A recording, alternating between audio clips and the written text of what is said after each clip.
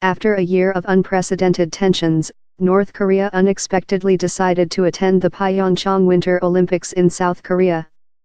So why is the North participating, and what could go right or wrong during the Games? Yes. While it is not unusual for North Korea to take part in international sporting events, this one is different because of context and timing. The Korean peninsula has been divided since the 1950-53 war. The two sides have never signed a peace treaty, and the last Olympics in South Korea, in 1988, were boycotted by the North. Throughout 2017, the North conducted numerous missile tests, including rockets they said could reach the U.S. mainland. This came amid an unprecedented war of words between U.S. President Donald Trump and North Korea's Kim Jong-un. But Pyongyang's decision to attend meant talks took place between North and South for the first time in years. It is even sending its nominal head of state to the South for the first time ever. Yes and no. Kim Jong-un caught everyone by surprise when he raised the prospect of Olympic attendance in his New Year speech. This was followed by an invitation from the South, fast-paced meetings, and within weeks it was agreed the North would send athletes, as well as a cultural troupe. But this was not the result of a long diplomatic effort and does not put an end to underlying tensions. Although the South did postpone one of its routine military drills with the U.S., which always enrages the North, nothing has been resolved on the nuclear front. Any future interactions over other strategic issues, whether it's weapons of mass destruction or family reunions, will probably prove to be more difficult, North Korea analyst Michael Madden cautions. Very unlikely. Ahead of the 1988 Seoul Olympics, agents from the North blew up a South Korean passenger plane. Before the latest developments, many might have predicted the North could disrupt events with a missile test. But its participation is almost seen as an insurance policy against belligerent action, for the moment at least. A missile launch during the Games would be totally counterproductive, Oliver Hotham of North Korea Watchers NK News warns, but we should expect tests in spring once it's all wrapped up. No.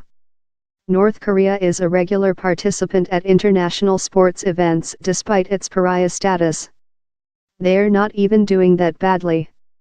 North Korea has won 56 Olympic medals, 16 of them gold, but only 2 came from the Winter Games. Although the North boycotted the 1988 Olympics in Seoul, they have attended other competitions in the South. In the 2002 Asian Games in Busan they won 9 gold medals and secured 33 spots on the podium. Most likely not. There will be 22 athletes from the North, but none are thought to be medal prospects. The only ones who actually qualified on sporting merit are a duo of figure skaters. Right now, to be realistic, the goal is to make it into the top 12, their Canadian coach Bruno Marcotti told the Newsbay. The attendance of other players were agreed in a meeting between the North, South, and the International Olympic Committee. They are not expected to perform superlatively. Yes and no.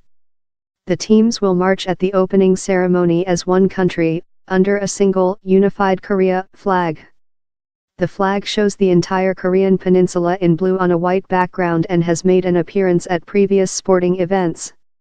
In the run-up to the Olympics, some South Korean skiers participated in a joint training program at a ski resort in the north. 12 female ice hockey players from North Korea will also participate as part of a joint team with the South, but all other athletes will compete for their respective countries, including 2 North Korean skiers who will take part in the Paralympics in March. No. Alongside 22 athletes, the country is sending an 400-strong delegation to the Games. Among those will be a team of cheerleaders, 30 taekwondo practitioners, and a 140-member orchestra, the nationalist Samji-yeon Band, dishing out patriotic songs. They will be led by the highest-ranking official to ever travel south, the North's ceremonial head of state Kim Yong-nam. In the eyes of Pyongyang, yes, both domestically and globally.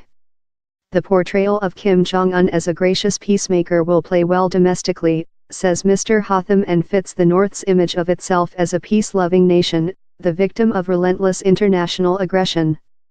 there is a global dimension too. The message is that this nuclear power is cultured and is thriving despite sanctions, he adds. For Seoul, it is a chance to signal goodwill and build confidence between the governments as well as public confidence. But it is recognized as a propaganda offensive and few believe it will alter relations on core issues. Perhaps a little bit. North Korea is notorious for shielding its citizens from contact with the outside world, and athletes will also be under tight surveillance. But international athletes are more exposed. The two figure skaters spent 6 weeks training in Canada and are regular guests at international competitions. Most likely yes. Sporting events like the Olympics are shown on television, but they might not be broadcast live and there will be censorship. Things get complicated when competitions involve Pyongyang's enemies, the US, Japan or South Korea. At the 2014 Asian Games, the North faced the South in the football final. With a goal in extra time, the South was the side to take the trophy. The match was not shown in the North and the result never officially mentioned.